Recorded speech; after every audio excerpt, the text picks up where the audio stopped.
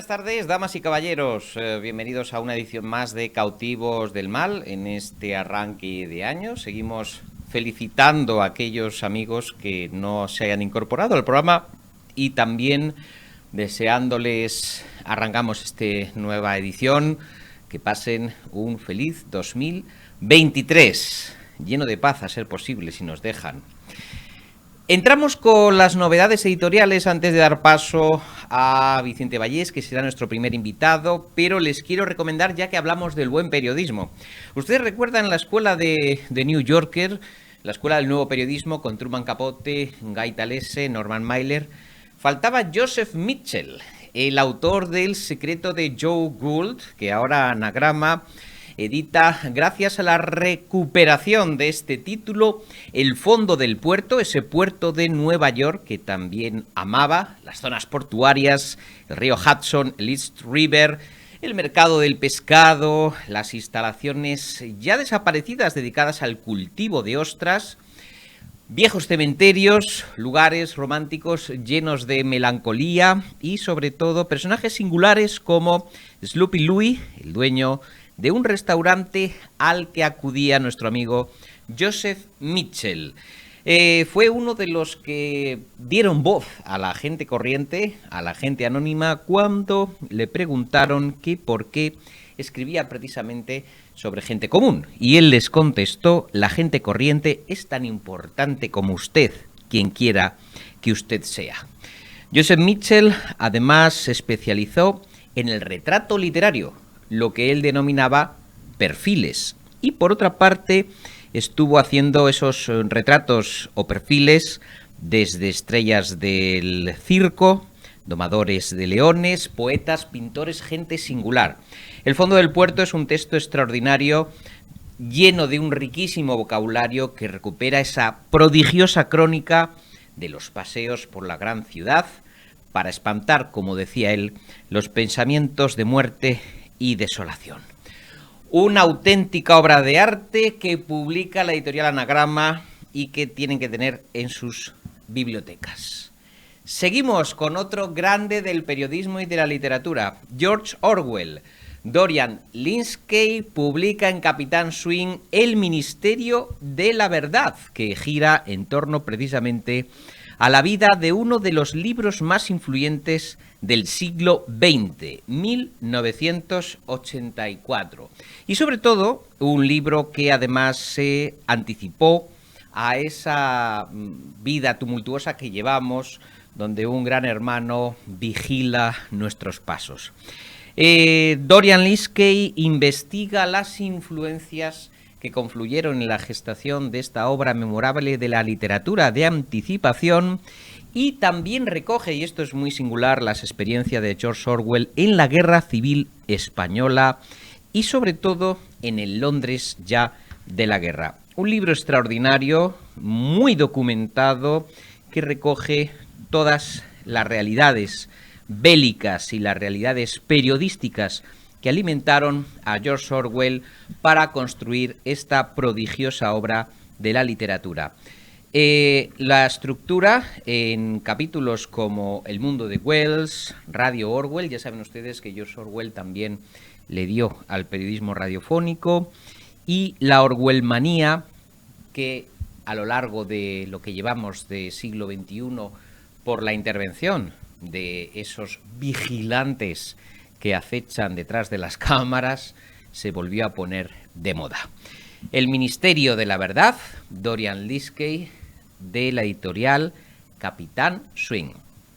Y por último, una exquisitez de la editorial El Viejo Topo, El nuevo orden erótico, elogio del amor y de la familia, de Diego Fusaro, un maravilloso ensayo, un profesor de Historia de Filosofía en el Instituto de Altos Estudios Estratégicos y Políticos de Milán, que precisamente habla del nuevo orden del sistema, que requiere también de la liberalización, no solamente del consumo, sino de las costumbres, y que impulsa la sociedad actual, la precarización, incluso del amor, sobre todo de los vínculos que se establecen en las sociedades actuales, tan fáciles de establecer como de romper, sexo virtualizado y las relaciones online. Dice el autor que hemos pasado de la precarización erótica y sentimental a la feminización del varón, el nuevo feminismo posmoderno y la crisis de la familia, una especie de inestabilidad amorosa permanente que nos asola y de aislacionismo sentimental. Desde luego, es un libro que nos invita a reflexionar sobre este nuevo orden amoroso globalizado y desregulado, y sin embargo que también supuestamente asiste a las conquistas de las libertades, pero que por otro lado las relaciones humanas y afectivas se han visto verdaderamente resentidas. La tecnificación, dice el profesor Fusaro, de la experiencia amorosa, redefinida cada vez más, dice el profesor, según las prácticas del consumo. Un amor de compra-venta, un amor de quita y pon, un amor express, si es que se puede seguir llamando amor. Un libro muy, muy recomendable, sobre todo para espíritus románticos. Un libro extraordinario. Bueno, no me voy a entretener más, vamos a dar la bienvenida ya a Vicente Vallés.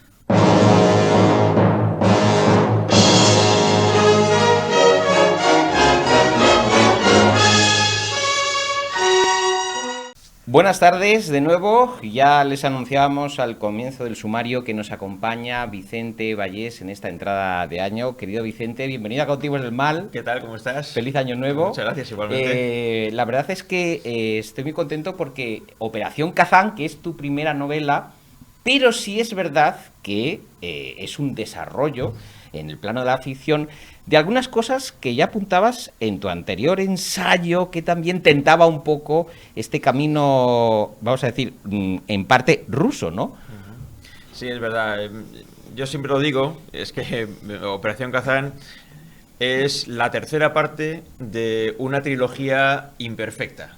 Se suele considerar una trilogía una sucesión de 3 novelas que tienen un hilo conductor común. En este caso, como es la primera novela, las 2 anteriores no eran novelas, sino que eran ensayos, pero digamos que la temática de Operación Kazán bebe de las fuentes de los 2 libros anteriores, de los 2 ensayos anteriores, desde luego del anterior, que es El rastro de los rusos muertos. El rastro de los rusos muertos, que estaba, hay que decirlo, muy bien, porque además a ti, Vicente, te encantan las tramas de espionaje, los dosieres secretos, y además aquí yo creo que juegas en este libro, que por cierto hay que decir que ha obtenido el premio Primavera de Novela del año pasado, del reciente año pasado, pero a ti te gusta tomar esos elementos reales. Bueno, realmente sí que ha habido y existen una serie de agencias de espionaje que están funcionando, que están en activo. De hecho, la novela está trufada de lugares reales donde transcurre la acción. Pero en este caso, con los espías de ficción de tu propia invención. Sí, así es. Es una historia que mezcla la ficción con la realidad. Lógicamente, la trama de espionaje es una trama ficticia, pero como se suele decir en estas películas de los domingos por la tarde, basada en hechos reales, ¿no?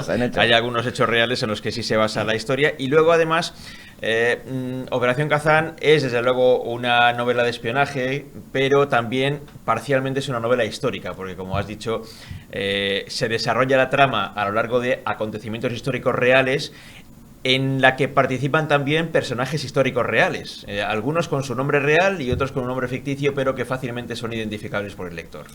Empezando por el gran dictador autócrata totalitario de Joseph Stalin, y te remontas a comienzos del siglo XX y a unos primeros proyectos, también aparece Beria, por ejemplo, pero partes ahí de esa investigación de qué documentos o qué dosieres has revisado para ver qué tenía preparado Joseph Stalin para nuestro amado siglo XX. Bueno, es verdad que nos remontamos a esa época. De hecho, la historia de Operación Kazán empieza en 1922, año en el que nace en Nueva York un niño, esta es la trama de ficción, un niño que tiene padre ruso, y a partir de ahí, bueno, se desarrolla una trama en la que ese niño acaba teniendo un papel determinante, ¿no? No solo él, porque luego vienen más personajes, pero efectivamente él es un personaje muy, muy principal. Y en efecto, aprovecho esa parte de la historia, de la trama de ficción, para contar acontecimientos reales de aquella época, como son el surgimiento del poder de Stalin, el surgimiento en aquel momento que todavía la Revolución Rusa estaba empezó en 1917, pues y estamos en los primeros años, de el primer germen de lo que acabó siendo el KGB. Con el paso de las décadas, y como Beria, que es un personaje histórico muy interesante, pues empieza a crear un sistema, un departamento de inteligencia en la policía política rusa, soviética de la época, a partir del cual se acabó desarrollando lo que luego sería el KGB, lo que ahora es el FSB o el SVR, que son los servicios de inteligencia del GRU también, de la Rusia actual. Operación Kazán, de Vicente Vallés, editorial Espasa, premio Primavera de novela. Noche de las elecciones, 5 de noviembre de 2024. La noche es un concepto difuso e indeterminado en las grandes ciudades, pero lo es de forma exagerada y hasta exuberante en Nueva York, cuando el sol se esconde, en realidad amanece. Son tan altos los edificios que la inmensa sombra que proyectan impide que la luz del día se filtre hasta el suelo, y con el anochecer, las farolas callejeras, los fluorescentes de las oficinas y las pantallas gigantes provocan una explosión de luminosidad. Y aquí, en un salto temporal, aparece, se puede contar a los telespectadores, un francotirador que está a punto de ejecutar nada menos al presidente de los Estados Unidos. Bueno, está intentando hacer algo muy grave. Algo muy grave. Y efectivamente la novela empieza así, con ese parrafito que has leído, y a partir de ahí se desarrolla la explicación, la descripción de dónde y en qué circunstancias va a actuar este francotirador en Nueva York. Ahí digamos que se está avanzando algo de lo que ocurre después al final, aunque no se desarrolla todo, pero es cierto además que la novela empieza en el futuro. La historia de la trama como tal empieza en 1922, pero se desarrolla hasta nuestros días y un poco más allá, porque acaba en los primeros meses de 2025. En alguna medida estamos haciendo también un poquito de política ficción. Bueno, en esa política ficción hay un anhelo por parte de Rusia de controlar el mundo, evidentemente, es decir, de una predominancia recurriendo pues a métodos poco ortodoxos, pero que en el fondo responde también a una línea de espionajes cruzadas y entrecruzadas, porque aquí hay dos espías españoles jóvenes, ¿verdad? Y aparece el CNI incluso, sí, donde tú, y eso me interesa mucho, desvelas un poco la forma que tienen los servicios secretos de distintas naciones de ponerse en contacto entre sí, pero a la vez esos contactos también sirven para cosas buenas y cosas malas, ¿no? Podríamos decir. Sí, hay además en Operación Kazán un cierto juego de generaciones de espías diferentes, ¿no? Porque en efecto hay dos espías, una española del CNI y un joven medio español, medio americano, que trabaja para la CIA, pero en España, y que tiene una colaboración directa con el CNI. Esos son los espías jóvenes. Y luego tenemos espías de otra generación, una generación anterior de espías que ya están retirados, en realidad, de su labor de inteligencia, y que se forjaron su carrera profesional en los tiempos de la Guerra Fría. Eso es muy John le Carré y Frederick Forsyth. Por supuesto, desde luego Operación Kazán, desde mi punto de vista, es también un homenaje personal mío a estos grandes autores de novelas de espionaje, a los que tanto he leído y con los que tanto he disfrutado, ¿no? Y sí, efectivamente hay esos espías de la Guerra Fría que ahora ya están retirados, pero que siguen teniendo muchos conocimientos de las cuestiones. Nos permiten además establecer una diferencia en cómo era el trabajo que ellos realizaban hace 40 años y cómo es el trabajo de los espías de la nueva generación, porque claro, están absolutamente condicionados ahora por los cambios tecnológicos. Ya no se hace el espionaje tal cual se hacía hace 40, 50, 60 años, por precisamente las novedades tecnológicas de las que disponen y también de las que disponen sus enemigos. Bueno, aquí también hay un conocimiento de Vicente Vallés del terreno que ha pisado, porque aquí en lugares que tú conoces, yo que sé, por ejemplo, Estados Unidos, ¿no? Y todo ese mundo de Nueva York. También aparece Milwaukee, aparece Moscú, Perdelkino en Rusia, Suiza, Reino Unido, hasta Finlandia. Esos lugares reales, imagino que también los has reconstruido a través de recuerdos o de información que tú en un momento dado, pues lo que sea, has adquirido o has conseguido en esos lugares, y has reconstruido una especie de mapa de tus estancias, de tus viajes, incluso profesionales también. Sí, eso es así exactamente, tanto profesionales como también personales, por turismo muchas veces. He intentado en Operación Kazán hacer descripciones lo más explícitas posibles de lugares o de episodios, o de ambas cosas, que yo haya conocido personalmente porque o bien estaba trabajando o bien porque he ido de vacaciones en algunas ocasiones, ¿no?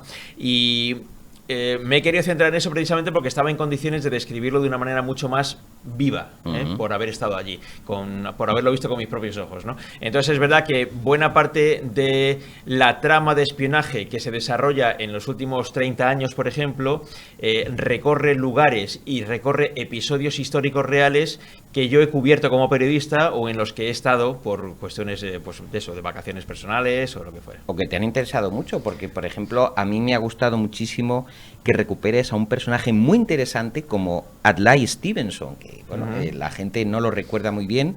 Por supuesto, Nixon, la era de JFK, todo ese mundo estadounidense, podríamos decir, de una cierta edad de oro, de la información, de, bueno, incluso Budvar, donde aparece ese homenaje al último libro, ¿verdad?, que mencionas, el último libro donde hablaba de que realmente sí había, por parte del expresidente de los Estados Unidos, ahí lo tenemos, miedo, Trump en la Casa Blanca, ese mundo de los periodistas que realmente se preocupaban por lo que les ocurría, lo que decían sobre todo sus presidentes del gobierno, el binomio presidencial con el derecho a la información de los ciudadanos, a esa información libre, y lo que han batallado los grandes informadores para que sus respectivos presidentes no les vendieran la moto. Sí, desde luego en el caso de Nixon es muy evidente, ¿no? El famoso caso Watergate, que bueno, alguna mínima referencia se hace en el libro. Yo creo que todos los periodistas, especialmente los de nuestra generación, hemos bebido de aquellas fuentes, ¿no? De lo que fue aquel caso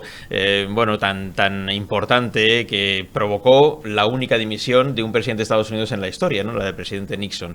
Y hay además algunas frases, por ejemplo, en El resto de los rusos muertos, en mi libro anterior, hay esa referencia a esa frase que la pronunció un agente del FBI en una comparecencia en el Capitolio, en Estados Unidos, en el Congreso, en la investigación sobre la injerencia rusa en las elecciones americanas del año 2016.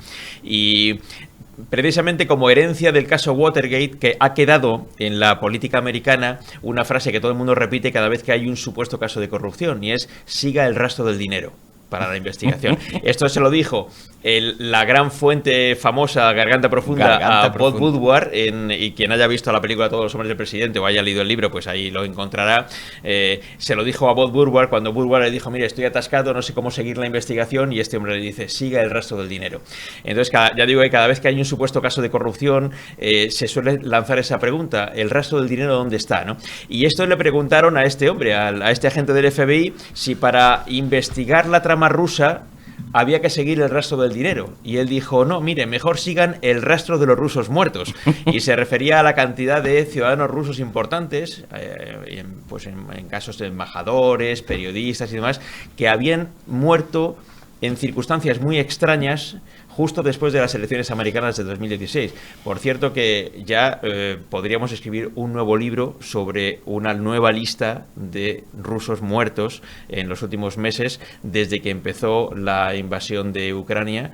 Yo diría que estamos ya cercanos a la veintena de ciudadanos rusos relevantes que han muerto en circunstancias extrañas y que casualmente todos ellos se habían manifestado contra la guerra. Y además las autoridades judiciales han cerrado el caso diciendo: se ha suicidado o ha muerto en extrañas circunstancias. Se caen por la ventana. Se caen por la ventana, ¿no? Varios de ellos se han caído por la ventana, una cosa realmente extraña. Pero dentro de estos servicios secretos, pues el KGB, la CIA, el CNI español, la forma de trabajar, que también la has tenido que estudiar, de los distintos servicios secretos, ¿en qué se parecen entre sí y en qué se diferencian, ¿no? O sea, son servicios secretos que tienen, evidentemente, unas rutinas de espionaje, pero se nota además que cada uno tiene sus mañas, ¿no? Cada servicio secreto. Sí, es verdad, pero es cierto que al final las herramientas de trabajo son más o menos las mismas, se van desarrollando conforme se va desarrollando también la tecnología. Luego está la idiosincrasia de los individuos. Claro, están las costumbres del país, las costumbres de los servicios, que esas lógicamente cada uno tiene las suyas, y luego, fundamental, están los objetivos de investigación de cada cual. No necesariamente lo que interesa investigar a Estados Unidos es lo mismo que puede interesar a Francia o que puede interesar al Reino Unido o a España. En muchas cosas coinciden, pero luego hay objetivos específicos, ¿no? Seguramente, tanto Estados Unidos como España, hablo de los servicios de inteligencia, de Estados Unidos, de España, como del Reino Unido, como de Francia, están muy interesados en investigar a Rusia. Pero seguramente España está más interesada en investigar a Marruecos que lo pueda estar, por ejemplo, el Reino Unido. Igual que Marruecos está más interesado en investigar a España que como pueda estar interesado en investigar a México, por poner un caso, ¿no? Entonces, los objetivos de cada servicio de inteligencia son los propios del interés que tiene cada país, pero los métodos no difieren demasiado. Cada cual luego los aprovecha mejor o peor, tiene agentes más duchos o menos duchos, más inteligentes o menos inteligentes, pero los métodos más o menos son parecidos en todos los sitios. Les decíamos al comienzo que parte del escenario español está compartido por Teresa y por Pablo. En ese diálogo hispano-estadounidense, ¿cuál es la comunicación real que mantiene el CNI, por ejemplo, con la CIA? Tú que las has trabajado, las has abordado, para construir esos dos personajes, ¿no? ¿Cómo se comunican? ¿Es fluida la comunicación? Hay etapas, entiendo, también de nuestra política que no ha sido tan fluida, pero ahora mismo, ¿en qué punto está? Cuando tú has actualizado la novela. Sí, no, es fluida, lo que no significa que se cuenten todas las cosas, entre unos y otros, lógicamente. La mayor fluidez en la colaboración entre servicios de inteligencia se produce entre los servicios de inteligencia de países anglosajones. Desde luego Estados Unidos y el Reino Unido tienen una colaboración estrechísima. Canadá participa también de eso, Australia y Nueva Zelanda, que son, digamos, el bloque de los 5 países anglosajones que realmente tienen confianza mutua suficiente como para que sus servicios colaboren mucho. Incluso comparten algunas herramientas que han creado, algunas herramientas de inteligencia que han creado solamente para el uso de ellos 5, de estos 5 servicios de inteligencia. Eso no significa que la CIA le cuente todo al MI6 británico, ni el MI6 británico le cuente todo a la CIA, pero la colaboración es muy, muy estrecha y se está desarrollando muy específicamente ahora en la guerra de Ucrania, donde la información que genera, que consigue el CNI y que consigue el MI6, quizá todavía más el MI6 que la CIA, en este caso, está siendo compartida, lógicamente, con el gobierno de Ucrania, y sin esa información Ucrania no estaría teniendo la capacidad de resistir como está teniéndola en la guerra de Ucrania. Que haya una colaboración, que la hay, entre los servicios de inteligencia de Estados Unidos y de Francia, o de Estados Unidos y de España, es absolutamente así, muy especialmente en aquellos objetivos que comparten. Cuando la inteligencia busca un mismo objetivo, los países que tienen ese mismo objetivo comparten información, pero lógicamente siempre desde el punto de vista de que nadie comparte toda su información y desde luego no la comparte gratuitamente, siempre es a cambio de algo.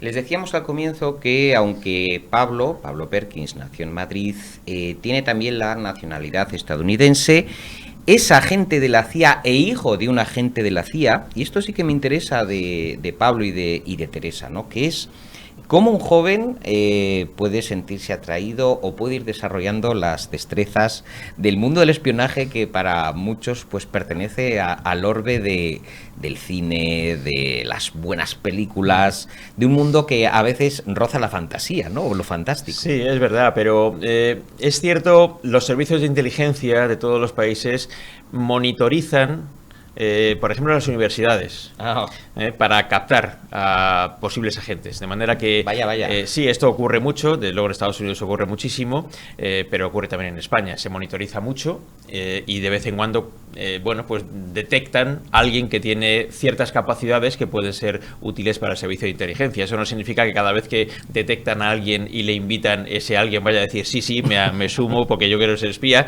pero sí es verdad que ahí en ese ámbito universitario se encuentra en buena medida la reserva de posibles agentes de los servicios de inteligencia. Luego, por otro lado, están aquellos que voluntariamente se ofrecen, pero también, por ejemplo, se captan a muchos agentes en los servicios policiales y en el ejército, personas que están especialmente dotadas para determinado tipo de trabajo que son necesarios para los servicios de inteligencia, también se detectan ahí, tanto en la policía, en la Guardia Civil, en el ejército y en la universidad. Para organizar un viaje a través del tiempo, Vicente Vallés ha estratificado o ha dividido esta novela en distintos capítulos que también suponen pasos temporales, porque junto a esa anticipación de futuro, que tú la has preparado muy bien, de ese año 2024, también Vicente Vallés recorre nada menos que el desembarco de Normandía, la Guerra Fría, la caída del muro de Berlín en 1989, el colapso de los regímenes comunistas en los años 90 y la actual injerencia rusa, como bien ha dicho nuestro querido amigo, en las democracias occidentales. Claro, de todo ese bloque temporal has tenido que escoger esos momentos que tú crees que informativa y espionajísticamente hablando te merecían mayor atención. Sí, también ese desde luego es un motivo muy principal. Otro motivo muy principal es que esos episodios históricos los conozco relativamente bien por mis lecturas previas y en algunos casos los más recientes por haberlos vivido personalmente, ¿no? Yo tengo ya alguna experiencia periodística personal de la caída del muro de Berlín, por ejemplo. Ya en aquella época, aunque era muy jovencito, ya trabajaba y tuve la oportunidad de cubrir aquellos episodios de alguna manera y los conozco personalmente más allá de las lecturas que luego he realizado sobre ellos. Entonces sí me han parecido, por un lado, que son episodios históricos muy interesantes y por otro que los conocía relativamente bien por esto. Por ejemplo, hay uno que es el caso del desembarco de Normandía, que, bueno, el que más y el que menos, pues o ha leído algún libro o ha visto películas o ha visto documentales sobre el desembarco de Normandía, ¿no? Pero tuve especial interés en ser bastante detallista sobre ese episodio y aproveché, esto fue en el verano de 2019, justo el verano anterior a la pandemia, y me fui con la familia una semana a Normandía a recorrer toda Normandía para conocer bien el lugar, con mis propios ojos donde se habían desarrollado aquellos acontecimientos, tomar notas de detalles interesantes que se podían contar en la historia, más allá de los que son muy conocidos, que todo el mundo ya ha podido conocer por, ya digo, las películas o los documentales, y añadir algunas cositas, algunos detalles que pueden ser menores, pero que son siempre interesantes de lo que pasó allí, que habitualmente se conocen menos, ¿no? Y bueno, esa fue una experiencia muy interesante, la de recorrer durante una semana en Normandía para luego poder contar cosas en el libro.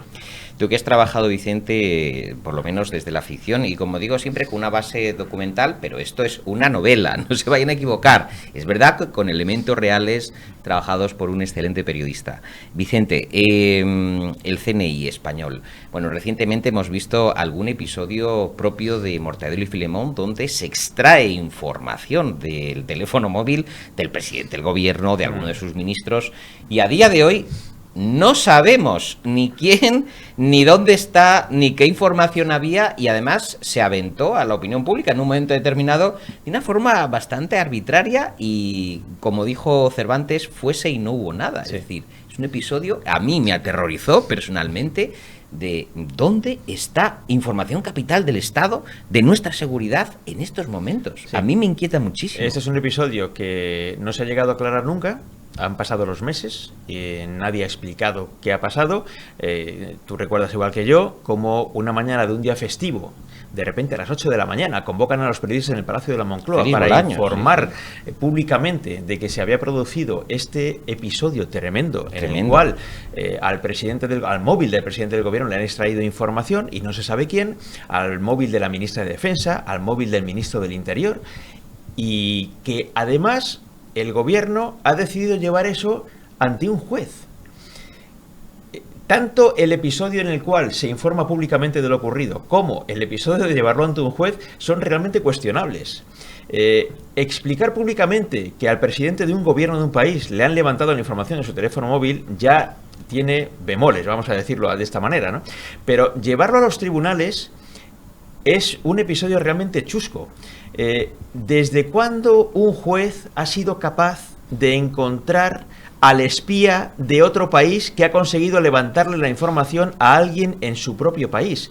Yo no conozco ningún caso en el mundo en el que se haya llevado esto a los tribunales. Normalmente, cuando se produce una filtración de información, como se ha producido en este caso, no sabemos qué importancia tiene la información que había, porque nunca se nos ha dicho qué es lo que tenía el presidente del gobierno en su teléfono, ni la ministra de Defensa. Vamos a confiar en que fuera información poco relevante, pero cuando se produce algo así, es el servicio de inteligencia del país afectado el que se ocupa de eso, no un juez.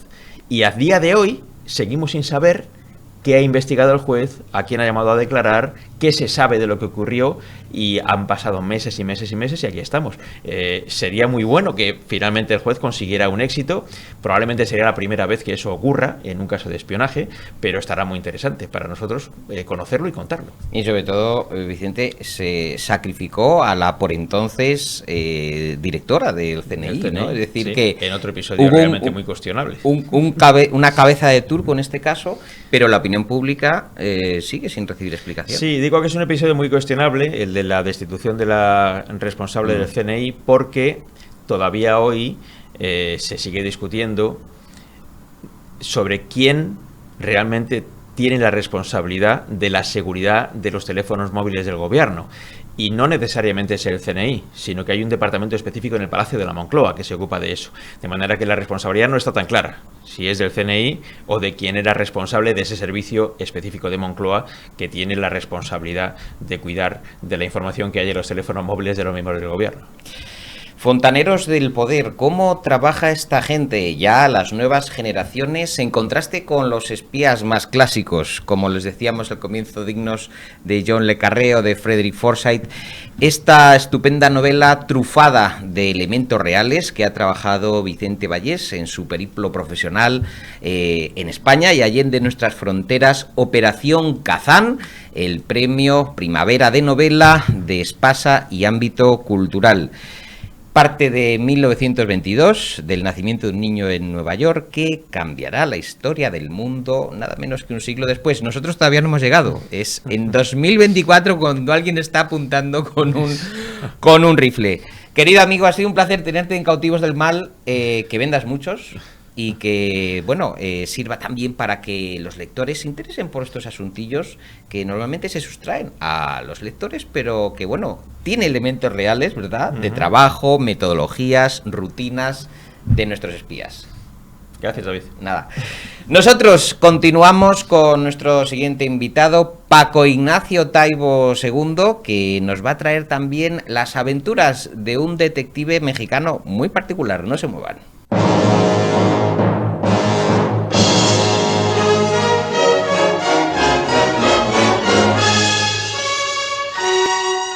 Continuamos en nuestra sesión de esta tarde de sábado con un protagonista excepcional. Es un grandísimo escritor de novela policíaca, es un fantástico ensayista, biógrafo de personajes muy destacados de México e incluso del Che Guevara, y además es un activista político. Bueno, lo tenemos hoy en Cautivos del Mal antes de que regrese a México al maestro Paco Ignacio Taibo II. Paco, bienvenido a Cautivos del Mal, qué ilusión. Muchas gracias, muy amable. Y además esto, te hemos pillado ya casi subiendo al avión. Sí, ya. Regresaré pronto a España. Ah, bueno, qué bien. Regresaré en febrero a la Semana Negra de Barcelona. Muy bien. Al Barcelona Negra. Bueno, está aquí con motivo de la primera edición de las novelas negras, porque luego habrá segunda parte, pero esta primera parte en España, en la editorial Reino de Cordelia, Velasco Arán Shane, detective, con prólogo de Ángel de la Calle, como les digo, en Reino de Cordelia, y además una edición magnífica en tapa dura. Ahí la tenemos en pantalla con días de combate, con cosa fácil, algunas nubes y no habrá final feliz. Y además ya te preguntaba, Paco, que esto se tiene que complementar con la segunda entrega. Sí, bueno, en febrero. En febrero. El tomo 2 de las novelas de Velasco Arán. Bueno, esto es como un viaje al pasado, recopilar, y la primera pregunta, ese material mítico, ¿las has revisado, las has retocado, las has supervisado o has dicho tal cual está, que me las editen? Cuando republican algún libro mío en literatura, no reviso. Anda. Es lo que es, fue lo que fue y se escribió en el momento. Cuando republico algún ensayo o alguna biografía, sí suelo revisar porque hay información nueva que añadir. Pero en el caso de literario, las volví a leer. Me despaché la lectura de los 9 novelas de Velasco Arán. Y dije, que nos bendiga el Dios de los ateos, va. ¿No? Va. Y es que el libro había tenido un destino muy desigual. O sea, había tenido un éxito grande en América Latina. En España habían llegado algunas novelas sueltas en las primeras ediciones. Le había ido gloriosamente en Italia, o en Alemania, o en Francia. Pero en España nunca había tenido una buena edición las novelas de Velasco Arán. Entonces me hacía mucha ilusión. Bueno, aquí tenemos un noir de Paco Ignacio Taibo II, pero es un noir muy especial porque, Paco, a ti el género policíaco, vista la realidad social de México, te servía como anclaje o como excusa para contar mucho más que literatura, ¿verdad? Bueno, la clave es que la literatura siempre es mucho más que literatura. O sea, no es sano tratar de ocultar las dimensiones sociales de la novela policíaca. La novela policíaca toca las profundidades, cuenta el contexto que se produce, los hechos criminales, que son un poco el tirón, la guía de lectura, el leer al borde del asiento quién, cómo, qué hay detrás de este asesinato o de esta extraña situación gangsteril. Pero la novela policíaca siempre ha sido eso, sobre todo en nuestra generación, que empezamos en los 70s, la generación del polar francés, la nueva ola norteamericana de la costa este y la costa oeste, y que dio nacimiento a la Semana Negra y a la Internacional de Escritores Policíacos. Días de Combate, hay que decir a nuestros amigos de Cautivos del Mal que los comienzos de la primera de la serie fueron un poco atrabiliarios porque te costó colocarla y luego fue un exitazo, por ejemplo, con Grijalbo. Sí, ganó un premio. Sí, y además público. Fue extraño. Mi generación no practicaba novela de género. Mi generación hacía una novela de clase media, urbana, inteligente, interesante, pero no hacía novela de género. Le tenían como miedo a la novela de género. Y Días de Combate salió suelta, perdida en la nada, y sí, instantáneamente tuvo éxito, eso y la secuela, que fue Cosa Fácil. Pues ya estamos hablando hace muchísimos años, man. Ya me siento prehistórico yo. Pues nos vamos a retrotraer incluso a antes de ese momento de la primera novela, porque me gustaría, Paco, que nos recuperaras tu mundo de la infancia, las novelas que tanto te gustaban de aventuras, de capa y espada, y sobre todo ese sustrato cultural que te proporcionaba tu maravilloso tío abuelo, novelas como Crónicas Marcianas, Al otro lado del río, por ejemplo también Sin novedad en el frente. Todo eso te alimentó y de alguna forma era el germen, el sustrato para luego, bueno, aplicarlo a la ficción. Sí, me alimenté de la novela social europea del siglo XX, de la novela de aventuras. Fui un lector infatigable de niño, infatigable, devorador de libros. Y por otro lado, de mis primeros amores por el policíaco. Fui un lector precoz y exhaustivo de Conan Doyle y Sherlock Holmes. Y hice una transición muy rápida, muy fácil, ya viviendo en México, exilado con el resto de la familia, hacia Hammett Chandler, la novela negra norteamericana, guiado sí por las lecturas de mi tío abuelo y de mi padre, que eran grandes lectores los dos. Que es Paco Ignacio Taibo Uno, ¿no? Uno. Que además esos números romanos también tienen una historia. Explícanosla para todos los amigos de Cautivos del Mal. Cuando yo escribí mi primera novela, mi padre ya había publicado 6 o 7 libros. Entonces llegué y dije, ¿y ahora qué hacemos? ¿Cómo firmamos, jefe? y él era de noche, se estaba tomando una Cuba Libre, porque todas las decisiones importantes de mi vida, mi padre se las tomaba tomando una Cuba Libre. Y me dijo, bueno, ponernos 2 nombres y 2 apellidos suena rarísimo. El uso de la palabra junior en México es muy peyorativo. Era niño guapo, rico, heredero de papá. Y entonces me propuso, ¿y si usamos 1 y 2? Y yo le dije, oye, ¿no te suena muy como de papa o muy monárquico? Y dijo, no, es de Pelotaris. No sé dónde se lo sacó. El que los Pelotaris en aquella época firmaban Lole 1, Lole 2. Y al día siguiente él publicó su columna diaria en un diario mexicano, un periódico mexicano, con el 1 ya, Paco Ignacio Taibo 1. Y a partir de entonces los 2 firmamos 1 y 2. Esta edición de Reino de Cordelia, de las aventuras de Héctor Velasco Aránxain, nos sitúa en la primera de ellas en Días de Combate. Y en esos escenarios de Paco Ignacio Taibo, donde el detective, primero, que ha obtenido la licencia por correspondencia y sobre todo que tiene una fauna alrededor muy peculiar y muy curiosa, porque además hay que decir que, bueno, a diferencia de los grandes detectives del hardboiled noir, bueno, pues no bebe whisky sino Coca-Cola, y sobre todo es un, podríamos decir, antihéroe en muchos sentidos, porque además está trufada esta saga de humor, Paco.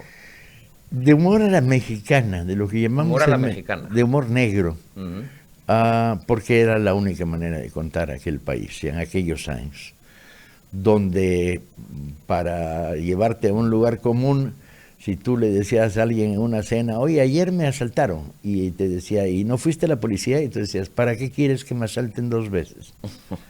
En ese ambiente, la fuente criminal más importante de la sociedad mexicana era, hace 30 años, 20 años, era el propio aparato policial mexicano. Sobre todo, Paco, has tenido además que conocer muy de cerca el Distrito Federal, ese territorio urbano verdaderamente noir, ¿no? Es decir, la realidad de ese Distrito Federal.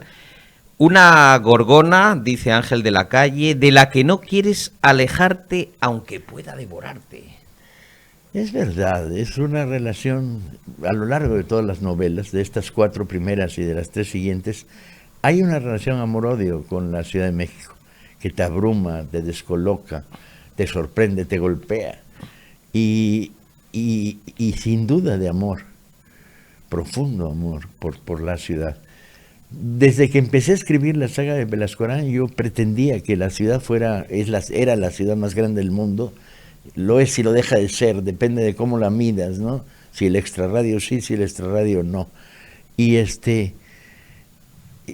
cuesta trabajo desprenderse de esa sensación y contarla. Me preguntaban jóvenes que están leyendo las novelas ahora, en las nuevas ediciones de la serie, yo me preguntaba, ¿qué ciudad ven? Una ciudad que existe y no existe. Y me decían, eso, una ciudad que existe y no existe. Y yo decía, va bien la cosa, porque me ha permitido que en la última feria del libro, hace meses, 3 meses, haya estado firmando ejemplares a jóvenes de menos de 25 años, de la saga, una saga que tiene 30 años ya. No solamente tiene 30 años, sino que Netflix, nada menos, ha adaptado esas aventuras de tu detective, y además con gran éxito, Paco. Sí, no me lo esperaba, pero así fue. La serie de Netflix, donde tomaron las 3 primeras novelas en la primera temporada, ahora vendrá una segunda y una tercera, pero funcionó y funcionó muy bien. En una semana estábamos en la segunda miniserie más vista en México y en otras partes de América Latina, en España, en Grecia. En Italia y en Grecia. En España todavía no ha tenido la popularidad que ha tenido. Empiezan a descubrirla, pero es que hay un exceso de series buenas, ¿no? Bueno, antes has tenido una experiencia previa con el mítico Pedro Armendáriz Jr. y Cosa Fácil, que también fue otro fenómeno cinematográfico. ¿Quedaste satisfecho con esa adaptación? ¿Qué te pareció la película? Nunca te quedas satisfecho con las versiones cinematográficas. Y ese es un peligro, porque no las valoras en sus justos términos, las valoras prejuiciado y perjuiciado por haber sido el autor. Y en el fondo te queda una mancha negra en el corazón que dice, no era así el personaje. Y no es verdad, sí era y no era. Las versiones televisivas o cinematográficas, las mejores, pescan la esencia, pero no son las que tú traías en la cabeza. Por más que un lector te diga, no era así, tú le dices, no era así en tu cabeza, colega. Pero en la del director sí era así, y lo que hay que buscar es esta versión del director, ¿no? Hay que ser amable y complaciente con las versiones cinematográficas. A mí me gusta la serie de Netflix. Me gusta, está bien hecha, es digna, es respetuosa, tiene calidad. También hay otro título de Reino de Cordelia muy importante para ti, La libertad, la bicicleta, donde te retrotraes a esas memorias tuyas. Tu vida ha estado a caballo entre México y España. Cada vez que vienes a España, Paco, imagino que multitud de recuerdos, bueno, la Semana Negra de Gijón, que has dirigido tanto tiempo, pero sobre todo multitud de recuerdos de tu infancia y de tu primera adolescencia. Es muy curioso, pero en mi esquizofrénica cabeza repartida, yo soy muy poco español, aunque soy muy asturiano. O sea, las memorias de la infancia en Gijón tienen mucho peso, y las vivencias, y el libro La libertad y la bicicleta, que cuenta las aventuras de mi padre siguiendo vueltas ciclistas en la época histórica de Bahamontes, Loroño y Miguel Poblet. Pero por otro lado, la semana era volver año con año al contacto con una realidad relativamente cierta, que era la semana vivida ahí en medio del follón. Entonces yo era una especie de mexicano asturiano 4 meses al año, mexicano el resto, por formación y vida, ¿no? Entonces es un fenómeno donde sí reconozco el olfato de la infancia cuando piso la cordillera cantábrica y empiezo a bajar hacia el mar, y siempre me sucede, no me puedo escapar de eso. Pero cuando tomo el avión de vuelta a México, recupero el son de mariachi que me acompaña rumbo a la capital mexicana. Pues soy muy mexicano, tengo que reconocerlo.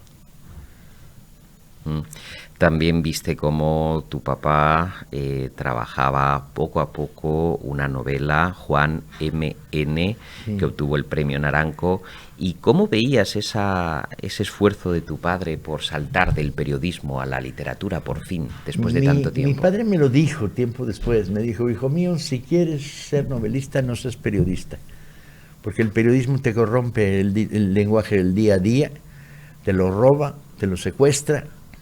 Y te lo dice un hombre que fue periodista toda su vida, hasta el penúltimo día de su vida fue periodista. Y logró producir 250 de libros de ensayo y novelas de ficción, algunos de ellos muy buenos, que están siendo recuperados ahora lentamente. Defínenos lo que es para ti la biografía narrativa, que además has practicado, como les decía antes, la biografía de Pancho Villa o del Che Guevara. Una manera de contar en la cual el rigor de la historia no te coma la manera de narrar. No te veas obligado a cientos de notas de pie de página, disquisiciones eruditas, donde pones por delante voy a contar una historia, porque yo creo que no se nos debe olvidar que la historia es esencialmente un género narrativo. Tienes que contarla, no se cuenta sola, ¿no? No se cuenta por acumulación de información, hay que narrarla.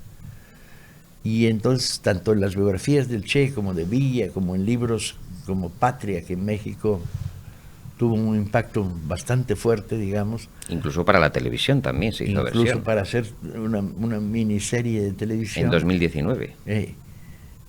Tiene que ver con cómo la cuentas. O sea, la historia debe estar al alcance de la mano. Tienes que poder tocar piedra. Incluso en la lejanía del tesoro vemos cómo Juárez, en un carruaje negro, se lleva el archivo general y lo deja cerca de la Cueva del Tabaco, y de alguna forma hay presencia social porque es la gente del pueblo, ¿verdad? La que lo defiende. La que lo defiende. Eso fue una aventura preciosa que yo creo que sería digna también de recuperarse en estas fechas. Como novela, sí, la recuperé cuando hice Patria, en 3 volúmenes, que es la historia del juarismo contra la intervención francesa de Napoleón III. Y recupero lo que fue en su día la novela de La lejanía del tesoro. Días de combate, les decía, cosa fácil, algunas nubes y no habrá final feliz. Háblanos de la agrupación de las 4 primeras. Entiendo además que han sido en el orden cronológico en que fueron publicadas. Y tu héroe Héctor Velasco Arán Shane es, bueno, una mezcla de muchas cosas. ¿Qué ingredientes has utilizado para construir este detective mexicano? Básicamente lo saqué del desconcierto.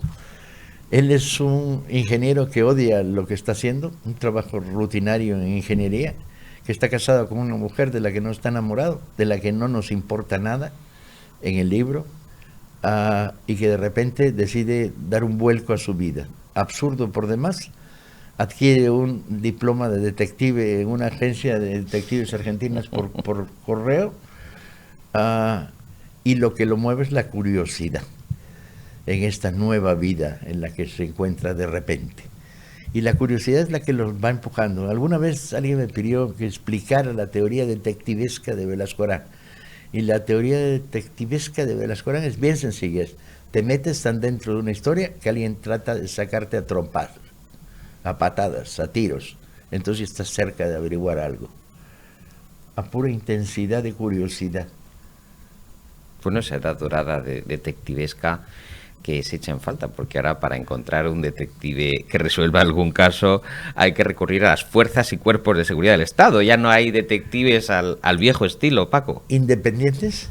Eso es. Este estableció muy claramente su independiente para separarse de la policía de los años previos, que era deleznable y cuyos ecos todavía vivimos. Luego hay un aspecto que sí que me gustaría abordar. Es, por ejemplo, cómo Paco Ignacio Taibo, y esto es importante para nuestros amigos de Cautivos del Mal, durante el halconazo el 10 de junio de 1974, volaron sobre vuestras cabezas los disparos de una ametralladora, y sí me gustaría que nos hablaras de esos años de plomo. Bueno, el 71 fue el año de los halcones y el ataque contra una manifestación desarmada, y luego la continua represalia. Yo viví los años 70 iniciándome como escritor por un lado, y por otro lado sobreviviendo en el periodismo, y por otro lado siendo activo en la construcción de sindicatos democráticos. Fueron años de una gran intensidad. De hecho, desde llegaron a lo que yo escribo, dispararte. ¿no? Sí, bueno, dispararme desde luego, pero llegaron a lo que yo escribo, los ecos de eso. Decíamos que ya desde 1966 militaste en el espartaquismo. Desde el 66 al 67, sí. Muy joven, previo al movimiento 68. ¿Por qué decidiste implicarte políticamente? Yo venía de una familia con trayectoria política.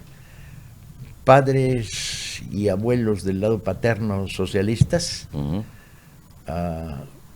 muy activos en la Revolución del 34, durante la Guerra Civil, y padres y abuelos del lado materno, cenetistas, anarcosindicalistas, muy activos también.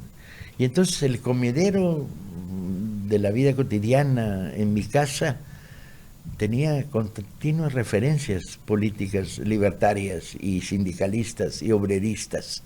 Yo crecí en ese tipo de ambiente, y en cuanto me encontré de golpe arrojado a las injusticias sociales brutales de la sociedad mexicana, como que el camino era obvio, ¿no? Y el movimiento estudiantil me abrió la puerta, y luego me vinculó a las luchas sociales a las que sigo vinculados desde hace... ya soy arqueológico yo. Bueno, estábamos hablando de los años 70, imagínense a Paco Ignacio Taibo militando muy activamente en la política de su tiempo, pero a la vez escribiendo, por ejemplo, Días de combate en el año 1976. Recupéranos para Cautivos del Mal, ¿cómo te organizabas en ese tiempo con tanto lío, Paco? ¿Cómo me organizaba? Vaya usted a saber. Lo que sé es que son novelas que fueron escritas siempre de noche. Ajá.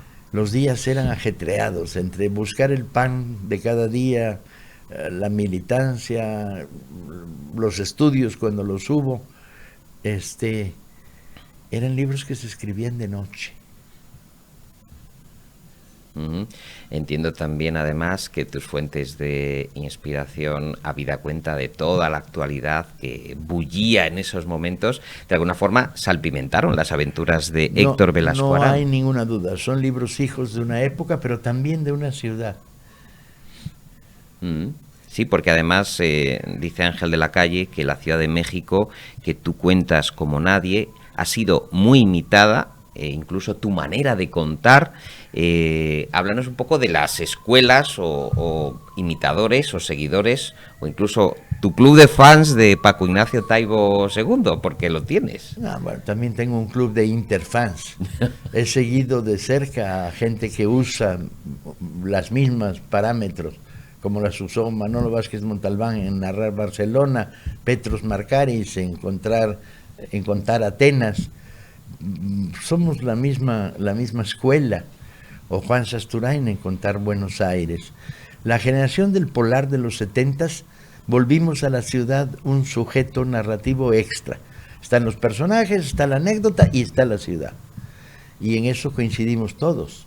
Coinciden Juan Madrid y Andreu Martín en España. ¿Cómo definirías, querido amigo, Ciudad de México? ¿Hoy? Bueno, la Ciudad de México de los años 70 y la Ciudad de México de hoy en día, si quieres. Y la de los 80s, porque la saga corre 70s, 80s hasta 90s. Cuando se publique el tomo 2 estarán los nueve libros que recogen una historia que sucede en Madrid, por cierto. La última novela, que se llama Adiós Madrid. ¿Cómo ha ido evolucionando esa Ciudad de México?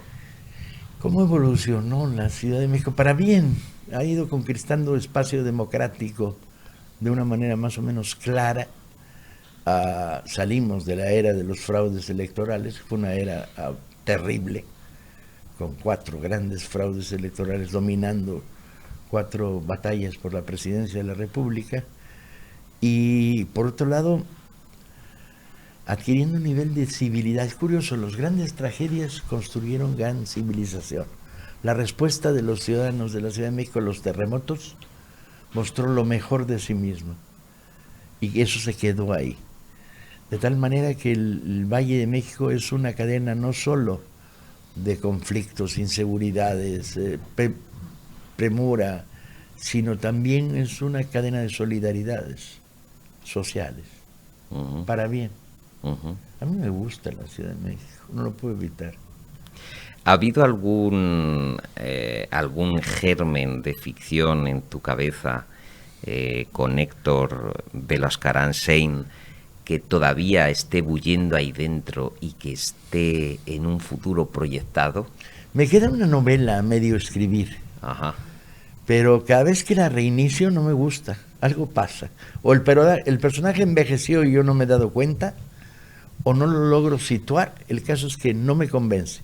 Y entonces avanzo en otras cosas. Estoy avanzando en otro tipo, en una novela histórica que sucede en el medievo español, una novela que sucede en los años 60 en México. Avanzo en otras cosas, un libro de ensayos.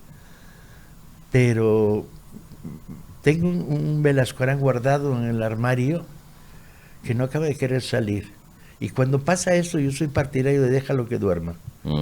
Eso igual que tu padre, que era uno de los consejos que te daba, ¿no? Sí. Que quede ahí en el armario o en el frigorífico, ¿no? Déjalos que enfríen. Déjalos que enfríen, te decía. ¿Qué recuerdos tienes de tu padre querido, con el que te hemos visto en multitud de fotografías? ¿Qué te aportó él? ¿Qué significó en tu vida? Papá es una figura muy pesada en el aparato ideológico de los Taibo. Era como una presencia continua, como escritor, como ciudadano, como persona, como juicio moral y como juicio político. Y muchas veces me preguntaron, ¿no te pesa demasiado un padre escritor? Y yo decía, sí, pero del lado bueno de la espalda. Ese peso que sientes que te empuja y no que te abruma. Uh-huh. Bueno, en este caso el consejo que te dio es bueno, porque ahí está la última entrega de las aventuras aguardando su momento, ¿no? Sí, déjalo que enfríe. Déjalo que enfríe. Nosotros no vamos a dejar que enfríen estas primeras 4 aventuras de Beloascarán Sein Detective, en Reino de Cordelia, Días de combate, Cosa fácil, Algunas nubes y No habrá final feliz. Una excelente edición, como os decía antes, en tapa dura, con prólogo de Ángel de la Calle.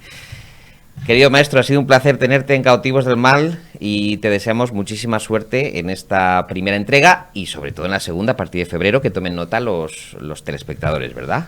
Muy amable, muchas gracias. Muy bien, pues nosotros terminamos el programa de hoy con este acercamiento al noir mexicano, pero también universal, y nos volvemos a ver en 7 días aquí en Periodista Digital Televisión. Lean mucho, sean felices y no hagan mucho caso a la gente de la clase política que anda un poco desnortada en general. Nos vemos en 7 días.